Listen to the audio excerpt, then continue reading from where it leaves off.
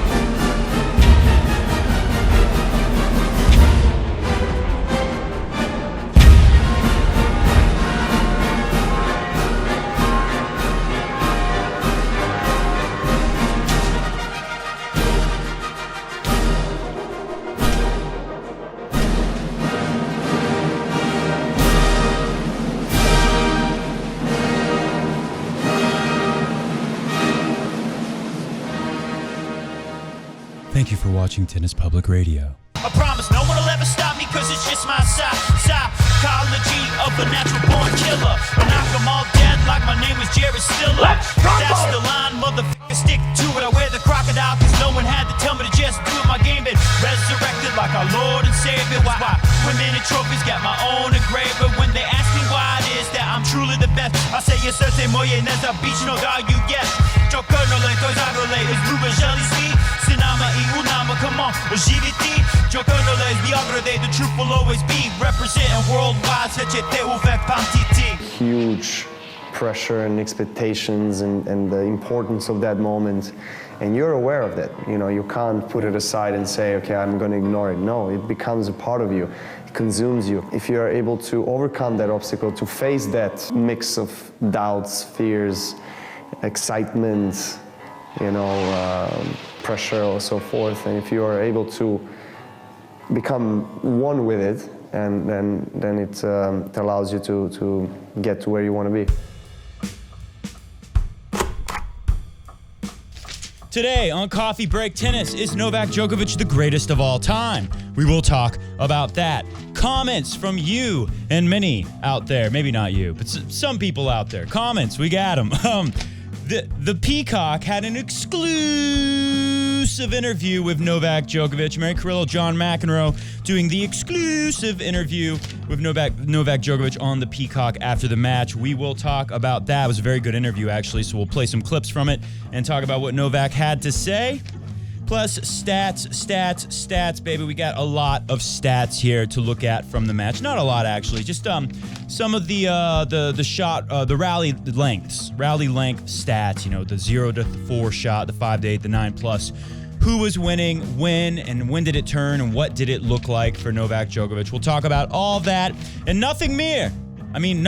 Nicht mehr on today's edition of Coffee Break Tennis. What an exciting time to be alive and be a fan of the tennis. Let's start off with this. Take a look at these two guys. Guy Forget, forget you guy. He's on the left. And Cedric Pioline, he's on the right. By the way, today we're drinking Le Croix. It's French water. Normally I drink Italian sparkling mineral water, but today we got French sparkling mineral water and no coffee because it's too late for coffee. And I'm going to try to play some tennis after this, because who wouldn't want to play tennis after watching a match like what we just witnessed on the telefono? That's Telephone. Well, yeah. I was watching some of it on the phone when I had to leave the TV and walk around and make coffee and stuff like that. Yeah, that's what we do nowadays. We watch it on el teléfono. All right, so here's a comment. David Strurbach says, I believe it was Cedric Pioline that interviewed him, not Forget You Guy. Again, look at these guys. Can you tell a difference between these guys? They have the same fashion, the same style of hair. Same exact style of hair. Both French guys. It's easy to make the mistake that I made. Plus, they played before I was born practically. Or, the portion of their careers played before I was born and while I was a baby. When me and Djokovic and Nadal were all babies together, I should point out. GNM03 concurs. C'est Pioline qui interroge Novak. Yes, that was Pioline interviewing or interrogating. Don't know the difference in France. Tennis Time Tibor Hunyadi also concurs, saying, yes, true, it was Pioline. Again, comment below. Can you tell a difference between these guys and not really knowing too much about them other than that they were great French tennis players from the 80s? Choice is up to you. All right, so let's go into this interview with Novak Djokovic. He was asked, how did you do it, Novak, by John McEnroe. How did you do it? Take a listen. Thank you. As an ex-tennis player, to be able to witness what you've done over the course of the last couple of weeks. So thank you very much for that, first of all. Thank you, John, and you're too modest. You're not a tennis player. You're a champ. You're a legend. Thank you. Stop the tape. Before any of that, McEnroe had said, the little clip I played for you before his actual question, he'd said, thanks a lot for what you did for tennis players like myself, seeing what is possible out there, what you did today. It was amazing to see. And Djokovic says, you're selling yourself short, Johnny Mac. You're too modest. You're a legend too, buddy. I thought that was kind of classy from Novak. So if you hate Novak, there's one little thing for you to maybe hate him a little less. All right, keep it rolling. You played arguably the greatest clay court match of your life when you beat Rafa the other day. So the first question would be, how do you bounce back from that? Second question, how in the world do you come back physically and mentally from being 2 sets to love down today? Probably the best 40 hours I've ever had.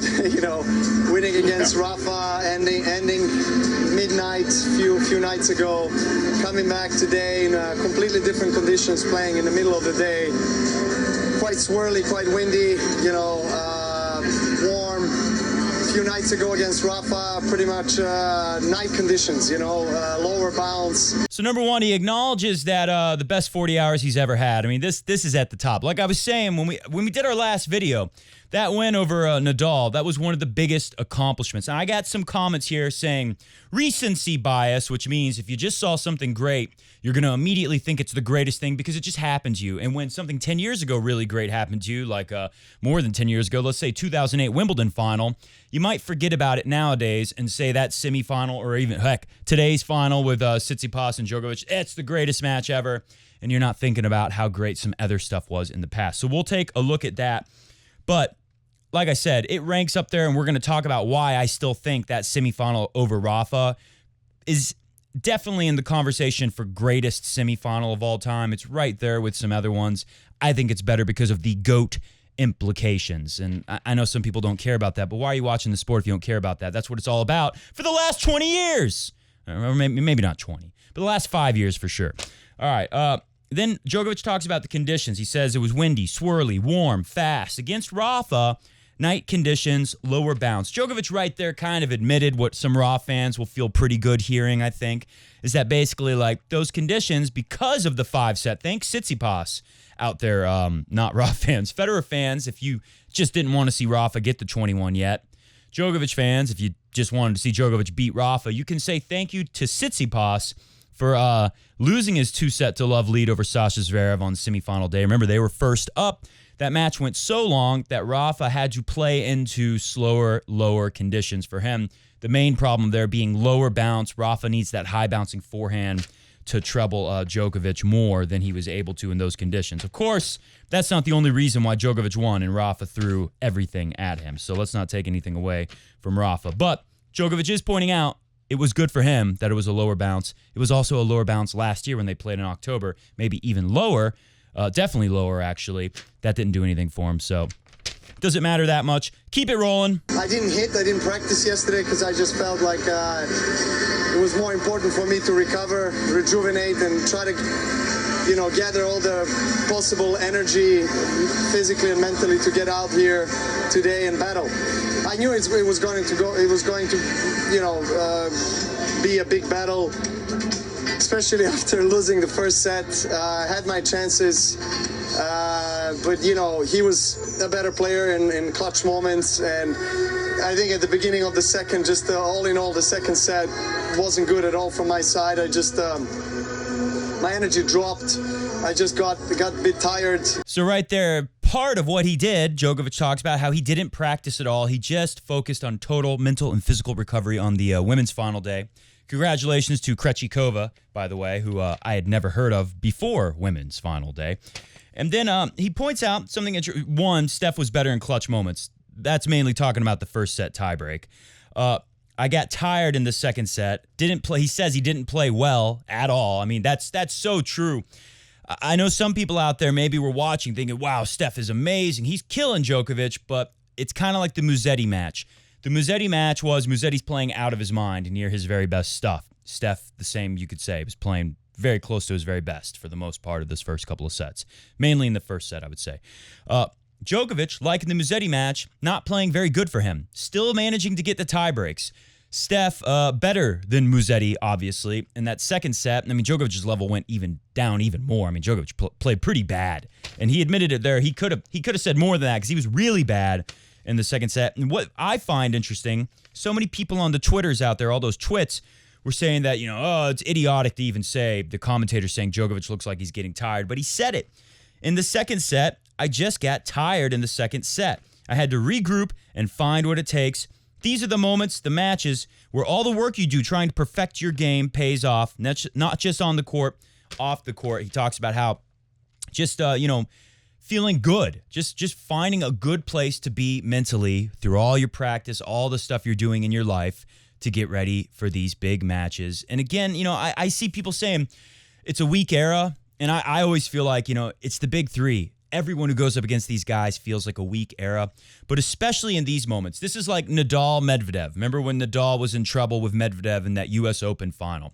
Remember when Cilic had Roger Federer in his last major title, 2018 Australian Open. Major trouble for Federer in that match. And look at this match today. Nobody can draw upon the reserves of what these guys have in these kind of moments, because everyone who comes up, you go to your first final as a Tsitsipas or as a Medvedev in the case of that U.S. Open with Rafa, I think, 2019 U.S. Open final. You get to this big part in your career, and then look who you're up against. I mean, how can you not come across as weak era when you have no experience being there? And we're going to play for you next how Djokovic actually talks about how he could really feel where Tsitsipas was mentally, how he was getting in his head, how Tsitsipas was overthinking it, and how Tsitsipas is in his first Slam final. And Djokovic, his first Slam final was the 2007 U.S. Open final against Federer, who at the time, what was he on, 4 in a row? I think he'd won 04, 05, 06. He was going for number 4. He'd won 3 in a row, 07. He's playing Djokovic in his first. Forget the other majors. Federer's playing for his 4th. He's in 4 finals in a row, playing for a 4th title at the U.S. Open in a row. How can you expect Djokovic to win that? Philippoussis, he didn't have any slams. He didn't have anything like this. So when Federer plays him in 2003 Wimbledon, that's a good matchup for your first slam final. Same thing with Rafa. You're not going up against a legend in your first slam final. Djokovic knew a thing about that, and I think he was able to think about how Tsitsipas, let's just say this, Djokovic very much knew where Tsitsipas was, what kind of a situation he was in, how he might have felt playing a legend in your first slam final who everyone thinks you're going to lose to. I knew coming into today's match he's gonna try his best. He doesn't have much to lose. Obviously, first finals of a Grand Slam for him. And I just wanted to stay patient, and then I hoped that I could stick there with him in the third set. I managed to make an early break in the third, and actually I liked my chances from then onwards. I felt like, he's starting to calculate, he's starting to maybe overthink a little bit, and I probably got into his head, and I just started swinging through more freely, and after that there was no looking back. I stayed patient, and I tried to stick with him. Early break in the third, I liked my chances from then on. I like hearing that from Novak Djokovic. That is the big three mentality right there. You're down 2-0. You get a break in the third set. I mean, even if Tsitsipas was up 2 sets and he gets a break, a lot of people might not like his chances still. Maybe a little. You know, I was starting to like his chances after he won that second set, but I knew deep down that Djokovic is going to come up with something. How much is it? You know, I'm sitting there wondering, maybe Tsitsipas is going to be an all-time great as well. Maybe 10 years from now, we're going to be talking about how, like, wow, who would have known back then with all the big three GOAT race stuff going on that Tsitsipas was about to emerge, and now he's got 15 titles or something like that. Who knows, right? Who knows what could happen in 10 years? But one thing I know is if something like that were to happen, Tsitsipas might actually find a way to beat Djokovic. Maybe Djokovic is a little drained from the match with Nadal. He said he had to skip practicing the day after just to try to regroup. You know, we thought it was possible, but everyone knows if you've been watching tennis long enough, and especially if you've been really studying these big three guys, that it ain't over, and Djokovic likes his chances down 2 sets love, up a break. That's amazing to me. What else did he say? Started to overthink a little. Tsitsipas, maybe I'm getting into his head. I started to swing freely. Look out when the big three start to swing free. After that, I love this too. And after that, no looking back. Now, I'll play a little bit more. Mary Carrillo, she said, where do you rate this in your accomplishments? And I'll just play the whole response from Djokovic. I thought it was great. If you hate Djokovic, I feel like it's a little harder to hate him after you hear a response like this and hear him talk about a journey that starts as a 7-year-old. He's 34 now. I'm no mathematician, but I think that's like 24 years. In the pantheon of everything you've done, where do you rate these last couple of days in your career? Very high, top 3 probably.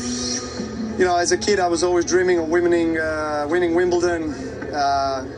I've said this many times, you know, I constructed the Wimbledon trophy when I was 6-7 years old from improvised materials that I had in my room, and I really visualized and dreamed of being a Wimbledon champion, #1 one day, and that all came true in 2011, actually in a matter of 2 days, winning Wimbledon and becoming #1 for the first time, and that was probably once in a lifetime experience. Obviously, going back to Serbia, celebrating with my people on the streets, it was amazing. Maybe against Roger a couple of years ago, the finals we played, the match points I saved, and in one of the probably most thrilling finals of all time. And then the longest final against Rafa, almost 6 hours in Australia in 2012.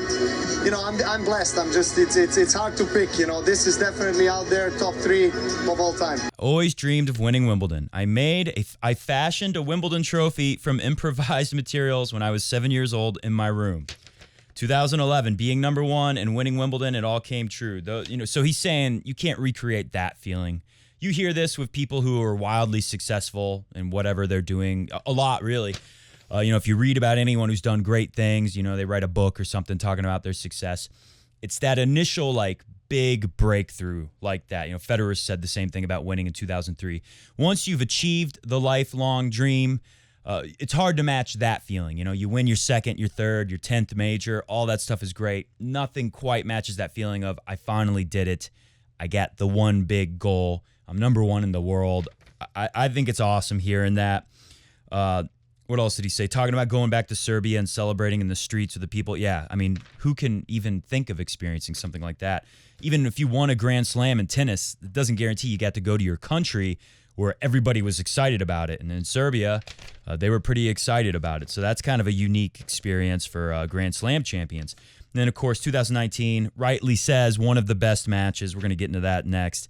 One of the most thrilling finals ever. Yeah, I think so. Even with Federer losing it, it was still a super thrill, just like 2017 AO final. To me, they're equally thrilling matches. One of them I like better for the end result than the other. One of the most thrilling finals ever, the 6-hour AO final in 2012 with Rafa, where they had to give them chairs during the trophy ceremony after because the guys were about to collapse. They were so exhausted. It's top 3, although did he name 3 things? He named 4 things, so it's top 4. I'd like to, if I get a chance to ever interview Djokovic, I'd love to ask him, which one is it? Because you named 4 things there. But we'll forgive him. There's a lot going on for Djokovic right now. Okay, let's take a look at some of these comments talking about how this is not the greatest match of all time, the semifinal with Rafa. Now, I wasn't saying greatest match of all time. I was saying greatest semifinal of all time. It's up there. It probably is. Maybe I'm not thinking of something. Well, there were some comments that called a lot of people were saying this is the greatest match ever. Okay, it's not the greatest match ever. But, it is close, though, because to me, the Big Three storyline is the biggest thing in sport for me. This is the greatest story I've ever, come across and all the time I've been paying attention to sports. I've been paying attention to sports since Michael Jordan was, I'd say, going for his 5th championship was about when I started paying attention to this stuff. I've been paying attention since Tiger Woods started winning a bunch of stuff, right? Stuff.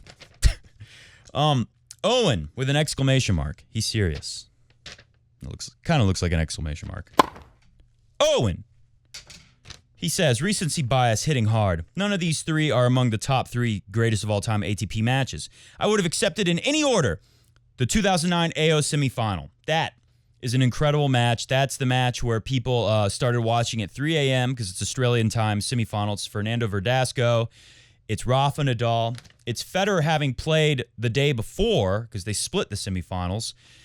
And Federer resting that day, watching Nadal and Verdasco play. I can't even remember how long it was, but it was like a 5-hour, 5-set crazy match. Verdasco was playing incredible, and Nadal finds a way to beat him. Then he goes on to beat Roger in the final with one full day less of rest. And then afterwards, of course, Federer cries during the trophy ceremony.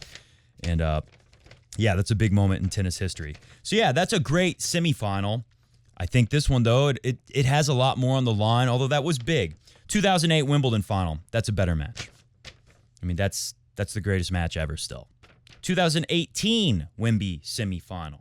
That's Nadal and Djokovic. That finishes, as Damian points out, it was very good, but I don't think it's the greatest semi of all time. Joker versus Nadal, Wemby 2018 was better. 10-8 in the 5th set. Yeah. And then they had the whole controversy where they had to stop because of a curfew, not a COVID-related curfew. We're talking about 2018. A curfew where they can't have that much noise because Wimbledon is essentially in like a nice neighborhood. It's in the middle of like a very upscale neighborhood. And you can't have all that noise and ruckus going on too late. So they had to shut it down because it was getting too late. Then it interrupted the women's final the next day. They had to postpone the women's final. Oh, man. Can you imagine how angry some people were about that? So a very exciting match, a lot going on, big implications. Think about 2018. Where is Djokovic? He's been nowhere, right? He's been messing around with Agassi. Agassi was his coach. What a disaster that was. Thank God he got Marion Vida and the boys back on the team. And that scary bald-looking guy, what's his name? I can't remember his name. I don't think he's on the team anymore. Anyways, Djokovic hadn't won anything since 2016, right? Stan had messed him up in 2015. He got his French Open in 2016. And then who did he lose to in the Wimbledon? Was it like Sam Querrey or somebody like that? I don't know, but it was disaster for Djokovic up until he beats Rafa in that 2008. So there was a lot. That is a close contender. It's probably a better match just as a pure match. But with so much going on, the way Djokovic was down 5-0, knowing what happened, I'm talking about this match a couple days ago now. The semifinal of Rafa, this year's Roland Garros, I think it's better because it's not a better match maybe, but knowing that, and again, I admit, a lot going on because if Nadal beats Djokovic, who does he get? He gets Kevin Anderson in the final that year. Yeah, Rafa would have won. That would have helped him getting another Wimbledon. That would have put him over. He'd already be ahead of Roger, 21-20. Djokovic would be at 18, even with the win this time, or let's say 17 before the French Open. So that would have been huge, and it was. It's one of the greatest semifinals of all time. It probably was the best before this one because this is Rafa going for 21 at the French Open, his place where everyone expects him to win it. He's on a real tear. I'm trying to think how many in a row has Rafa won now. He won 2017, 2018, 2019, 2020. So 4 in a row. Rafa just won. He's going for a 5th in a row. Is that right? Something like that. Rafa's winning all these in a row. He's going for 21 over Roger for the all-time record. He killed Djokovic last year in the final. And he's up 5-0, looking like he's going to give him another bagel. Djokovic claws his way back, still loses the first set, but makes it respectable, and then wins 3 in a row with Rafa throwing everything he has at him. That's why I think this is right up there with greatest semifinal of all time. It's one of the greatest matches of all time because of so much going on with the storyline. Wimbledon 2014 final was another one that Owen, with an exclamation mark, pointed out. Yeah, that was a great match. A lot going on there, too, for Djokovic to beat Federer at Wimbledon in the final. It was a really big deal. All right, let's do a couple other quotes, and we'll look at stats, and then we shall get out of here. Luigi Gatto quoted Patrick Mouratoglou saying, "When he is at 100%, Tsitsipas will be number one in the world. He is Federer with more muscles." Which I was kind of saying stuff like this a few years ago, saying this is why I like Tsitsipas. He's a little taller. So if Rafa, he's good on clay, and if Rafa tries to hit the high forehand to his backhand, being that much taller makes it a little easier for Tsitsipas. He can serve the ball bigger. He's a bigger, stronger dude than Federer, but he still has a lot of the talent. Now, looking at Musetti, he looks a little closer to Federer. If you want to look at one-handed next-gen players, one-handed backhand players who can do a lot of things with the ball, just so much raw talent, Musetti looks like a better match, but Tsitsipas definitely a mentally tougher guy at this point. At least, it's early for Musetti, but that's what we got to work with right now, looking at their records. There's a lot of comparisons there, but I thought what Damian said to that was great. Damian basically said, I don't think I have it on my sheet here, but he said, "That's crazy. Stop it, Mouratoglou. What are you doing? Don't put that kind of pressure on Tsitsipas. You're one of his coaches, right? You're part of the team around Tsitsipas. Why is he saying that? Putting that kind of pressure? What do you want? Have another Dimitrov here?" Omkar says, "This is potentially Joker's 2021. A chance for double career slam, winning every major at least twice. Roger and Rafa have not done that, if you were unaware of that fact. Chance for 20 with Roger and Rafa, and if he wins all four, chance for 21. Chance for the Super Slam. All the slams, all majors, 1 year, plus, don't forget, Olympic year, Olympic gold, which Djokovic and Federer both don't have in singles. Rafa does have it. Put this on the screen so you take a look. It's getting tight." Then Bruno said, "CBT, we have to accept it from a Fed fan. Djokovic is the GOAT. But Perfect is right," with the RF in the middle. "Not just yet, he ain't. All Joker and Raw fans always counted slams as the measure, so he might be the GOAT in waiting, but not there just yet." This is the standard we all agreed to. Djokovic has to win one more to make it a tie, and then he has to win another and hope that the other guys don't win another in between that time when he wins a couple more to be the actual GOAT. I'm going to stick to that till the very end. That's what I've been saying the whole time I've done CBT, and going back years ago to when people were debating just before Djokovic was in the picture so much, and they were really just debating about whether Federer or Rafa was the greatest. Back then they said, Roger wins more, but Rafa beats Roger in the head-to-head. Well, Roger's done a lot since then with beating him so much after 2017. All right, let's look at the stats from the match. How are we doing on time? Doing great. Steph's serving patterns in the first couple sets. I thought Steph was serving very well. He's following the GOAT pattern. Take a look. In the deuce court, he's going out wide 65% of the time with the slider to the Djokovic forehand, 35% of the time to the tee. In the ad court with his first serve, he's going 50% to the wide, and it's really 58 because of that 8% in the middle, that body serve. That's not a body serve. That's an out wide to the backhand flat bomber that missed a little bit.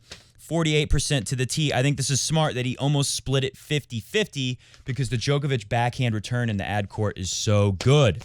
He's seen a lot of traffic come that way trying to get him, and he's blown a lot of dudes away from the ad court with the backhand. So smart. You can't create as much angle. Djokovic is great returning up the tee on the deuce court with his backhand, but you can't create as much angle from there.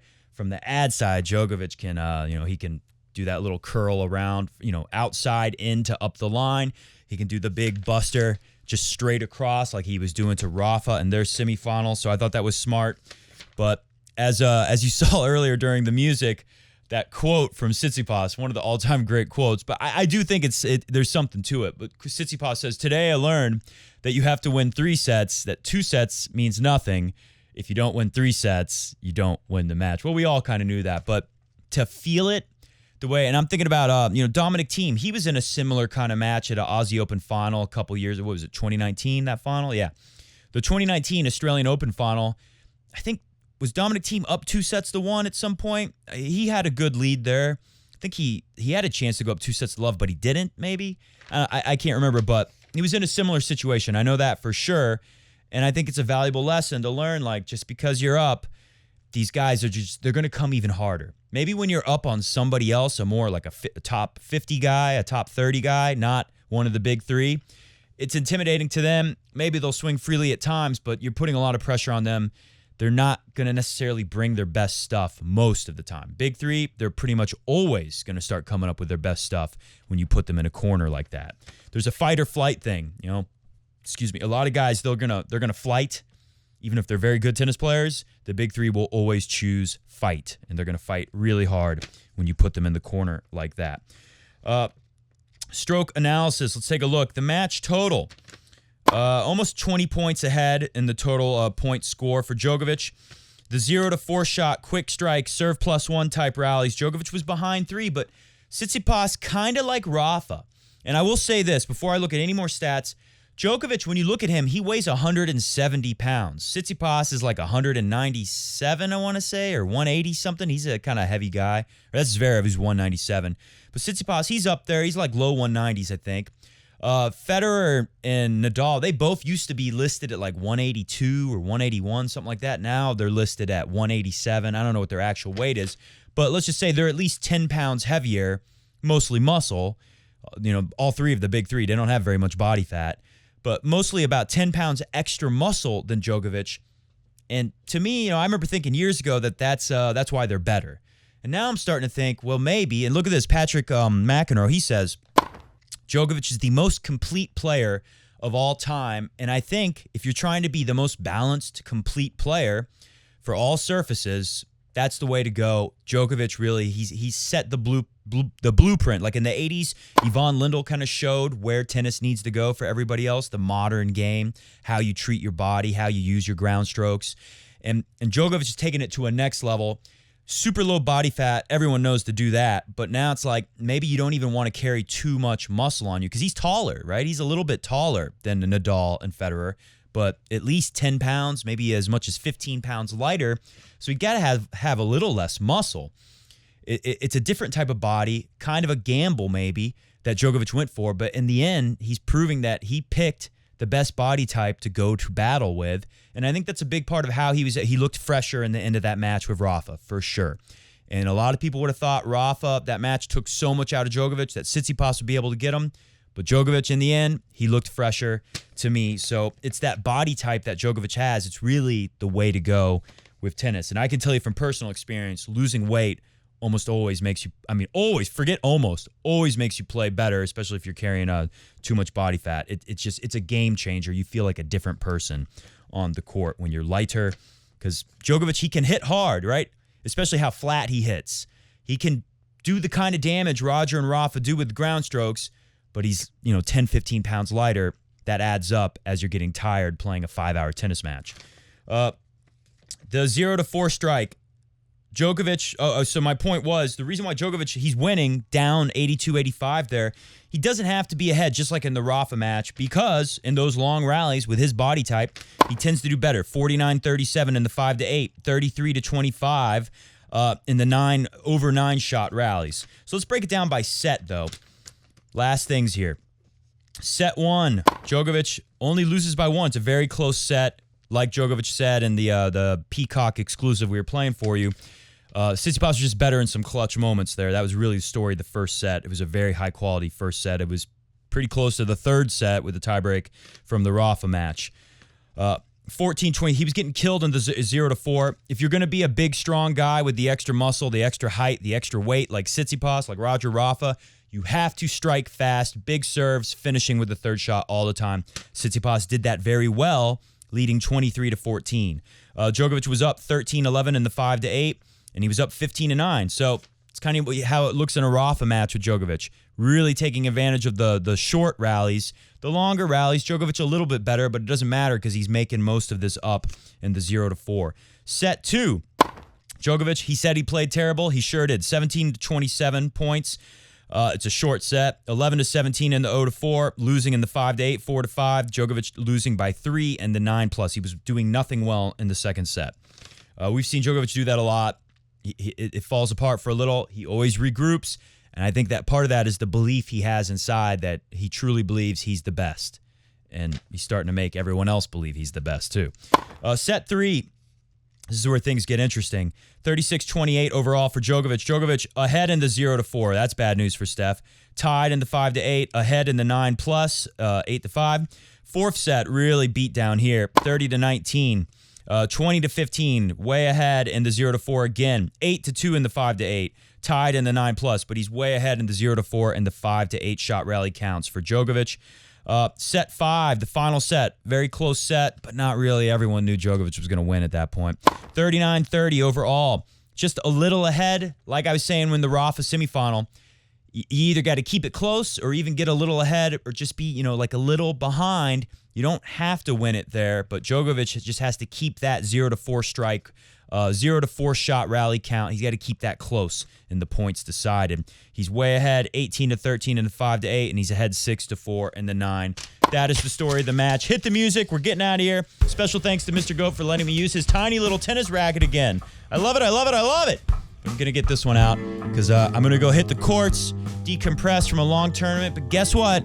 Roger Federer is playing tomorrow at like 9 a.m. East Coast time, something like that. So we will be back. Maybe it'll just be a short audio-only podcast. Things are going to be moving fast here because we're only a couple of weeks away from Wimbledon now. What a time it is to be alive if you're a tennis fan.